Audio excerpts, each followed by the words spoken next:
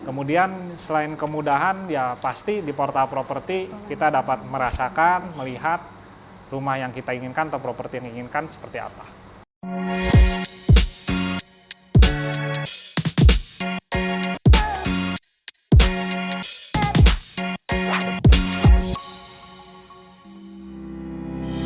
Hai Property People, senang sekali tentunya kita kembali di acara 123 Pro Tips bersama saya, Laras. Seperti biasa, di 123 Pro Tips, kita akan bertemu dan juga sharing dengan para pakar properti Indonesia. Episode 123 Pro Tips kali ini spesial karena kita sudah kedatangan seorang expert properti berprestasi dan juga Ketua Arebi Jawa Barat, Pasven Silviano. Apa kabar nih Pasven? Baik, Mbak Laras, gimana kabarnya? Kabar baik juga Bapak. Pertama saya ucapkan terima kasih ya Pak udah mau hadir di program 123 Pro Tips kali ini Pak. Sama-sama, saya juga senang diundang di rumah123.com. Pasti kita sih Pak yang appreciate banget. Saya yakin nih Pak, property people pasti juga penasaran. Boleh dong Pak ceritain awal mulanya Bapak terjun ke dunia properti itu seperti apa sih Pak? Dulu saya awal mula gabung di dunia bisnis properti itu, awalnya saya belum lulus kuliah, kemudian saya dengar satu seminar franchise tentang dunia properti, sehingga tahun 2009 saya merasa tertarik gabung di bisnis properti, dan sampai hari ini masih punya kantor, ya sudah 12 tahun, dan kemudian masih di bisnis yang sama. Oh baik Bapak, kira-kira hal apa sih Pak yang membuat Bapak lebih memilih dunia properti dibandingkan dengan dunia lainnya? Properti sih yang pertama kita tahu lah ya, sandang pangan papan berarti itu udah termasuk properti. Kemudian di dunia properti kita bisa belajar dengan ilmu-ilmu baru yang terus berkembang, skill dan pengetahuan kita juga bertambah. Selain itu kita juga bisa bertemu orang-orang besar di industri ini. Wah hebat juga Pak Sven tuh udah 12 tahun berarti ya Pak berkarir di dunia properti ya. Nah selama lebih dari 1 dekade nih Pak berkarir di dunia properti, kira-kira suka duka apa aja sih Pak yang udah dirasakan Pak? Yang pertama mungkin bagi setiap orang pengalaman menjual properti pertama itu yang paling menarik ya. Kebetulan saya menjual properti pertama itu dengan nilai yang cukup besar, nilainya 8,8 miliar, dan itu merubah kepercayaan diri saya sampai hari ini. Dukanya pasti ada ya dalam setiap transaksi. Saya pernah transaksi sudah selesai sampai ke notaris pada saat pengecekan atau legalitas, kemudian juga nilainya cukup besar. Waktu itu terjadi masalah ya di masa legalitas sehingga tidak terjadi transaksi, sehingga transaksi itu tidak bisa dilanjutkan. Oh, nah terus tadi Pak, kalau boleh tahu nih Pak, transaksi pertama yang 8,8 miliar itu tahun berapa sih Pak? 8,8 miliar transaksi antara Desember 2009 sampai Januari 2010 ya. Oke nih, nah terus selama menjadi agent nih Pak, kira-kira hal paling unik atau menarik apa ya Pak yang pernah Bapak temukan selama menjadi agent? Saya pikir di dunia pemasaran properti sekarang sudah berubah ya, dari zamannya dulu tahun 2009 mungkin sampai tahun 2012-2013 itu zamannya iklan offline itu ya primadona lah zaman itu, iklan koran, terutama banyak agen-agen top yang iklan di sana, spanduk. Tetapi mulai tahun 2018-2019 apalagi di situasi pandemi sekarang, seperti sekarang mungkin berubah ya dunia marketing atau dunia sales. Dari offline sekarang justru lebih banyak di online. Oke, nah inspiratif sekali ya property people ya. Pak Sven ini mulai dari agent biasa sampai akhirnya punya kantor nih Pak berarti ya. Dan sekarang jadi agent terkemuka yang juga merupakan Ketua Arebi Jawa Barat. Nah terus Pak, sebagai seorang spesialis yang jam terbangnya udah cukup banyak nih Pak. Kira-kira strategi apa sih Pak yang Bapak jalankan Pak? Strategi yang saya lakukan untuk menjual properti masih offline, tapi kali ini mungkin di 2 tahun belakangan saya lebih banyak online.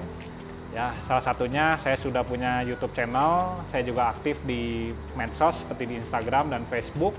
Yang offline masih kita lakukan seperti pasang spanduk, banner-banner di area sekitar listing kita, itu juga masih kita lakukan. Nah, kalau Bapak menggabungkan dua nih Pak, offline-nya juga, online-nya juga, fokusnya di mana nih Pak kira-kira yang paling penting gitu menurut Bapak?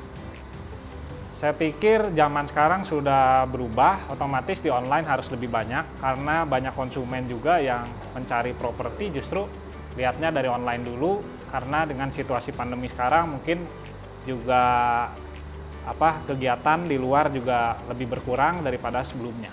Oke, berarti bisa disimpulkan emang harus dua-duanya tapi tetap fokus di online ya Pak ya, untuk menjangkau pertama kalinya gitu ya Pak ya. Terus nih Pak ya, dengan adanya tren portal properti seperti sekarang, kira-kira kesulitan atau tantangan apa sih Pak yang dihadapi untuk move dari offline ke online sekarang? Ya, saya pikir agen-agen sekarang harus berubah ya, dari dulu melakukannya secara offline, sekarang harus melek teknologi ya, karena sekarang juga banyak aplikasi baru, kemudian juga banyak agen-agen yang sekarang sudah memiliki YouTube channel sendiri untuk mempromosikan properti, sehingga juga konsumen dengan melihat YouTube channel kita juga dapat merasakan tanpa melihat propertinya secara langsung, kurang lebih propertinya seperti apa. Nah, oke, kalau seberapa pentingnya portal properti di era digital seperti ini menurut Pak Sven gimana? Portal properti sangat penting ya, karena konsumen-konsumen yang saya ketahui, mereka juga biasanya searching ya di internet, ya kemudian melihat profil agennya seperti apa, ya barang-barang yang dipasarkannya juga di mana, lokasinya seperti apa, dan harganya juga apa cocok dengan keinginan mereka. Nah, menyambung dari jawaban Pak Sven barusan, kira-kira kelebihan dari portal properti di zaman online seperti saat ini itu apa ya Pak? Ya mungkin menawarkan kemudahan ya, otomatis kita bisa melihat fotonya dari internet dengan mudah. Kemudian juga di portal properti juga kadang bisa membantu ya pembiayaannya, misalnya kita mau meminjam ke bank dan segala macam bisa terbantu dengan adanya cicilan dari sana berapa yang harus kita keluarkan untuk membeli satu properti. Kemudian selain kemudahan ya pasti di portal properti kita dapat merasakan, melihat rumah yang kita inginkan atau properti yang inginkan seperti apa. Oke, berarti memang portal properti itu menjadi cara yang paling ampuh dan efisien ya Pak di era digital seperti ini ya. Betul. Nah, ngomong-ngomong soal portal properti ini, gimana menurut Bapak tentang rumah123.com? Menurut saya rumah123.com adalah aplikasi atau portal properti yang user friendly banget, karena kita masukkan data ke sana juga sangat efisien, sangat mudah. Kemudian juga banyak fitur-fitur yang berbeda dengan portal properti lain, contohnya verified listing. Otomatis listing tersebut sudah di-verified oleh rumah123.com mengenai keabsahan dan legalitasnya, sehingga konsumen tidak perlu ragu untuk melihat atau membeli properti tersebut. Nah, pas banget nih Pak. Berarti Bapak pernah pakai verified listing dari rumah123.com ini ya Pak? Saya sudah pernah pakai beberapa kali, bahkan hari ini ada 2 listing yang kemarin baru saya naikkan menjadi verified listing. Saya lihat juga responnya, terutama orang yang view atau melihat juga dalam berapa hari jumlahnya fantastis ya, hampir ribuan dari iklan-iklan yang saya naikkan menjadi verified listing. Luar biasa banget nih Pak Sven. Tuh kan property people, Rumah123 itu memang pilihan yang paling tepat untuk agen-agen properti. Fitur-fiturnya banyak, ada premier listing, featured listing, area spesialis, dan juga yang tadi Pak Sven bilang verified listing. Jadi beragam fitur tersebut pun bisa dikombinasikan sesuai dengan kebutuhan agen properti masing-masing. Sebagai penutup nih dari Pak Sven, boleh dong Pak di-share wejangan buat para agen properti di luar sana supaya tetap semangat dan bisa ngikutin jejak Pak Sven. Di bisnis ini banyak yang mau gabung jadi agen properti karena merasa income-nya atau potensinya sangat tinggi. Tapi untuk jadi agen properti yang bertahan, selain perlu banyak belajar, kita juga perlu melatih skill kita karena ilmu properti berkembang terus ya. Terus kunci berikutnya adalah kita mesti sabar hadapin klien-klien karena memang sifatnya berbeda-beda. Kemudian juga dalam setiap transaksi properti kesulitannya tingkatnya beda-beda ya. Setiap hari kita harus terus belajar, menurut saya itu kuncinya. Oke, berarti terus semangat, terus belajar setiap prosesnya ya Pak ya. Oh iya Pak, tadi kan Bapak di awal juga bilang kalau Pak Sven itu punya akun YouTube sendiri nih Pak. Boleh kita tahu dong Pak akun YouTube Bapak apa supaya property people juga bisa belajar nih Pak dari akun Bapak. YouTube channel saya Suen Silviano, nama saya disambung ya. Kemudian Anda bisa like, komen, subscribe YouTube channel saya. Terima kasih. Nah, property people, menarik sekali ya perbincangan kita dengan Pak Sven kali ini.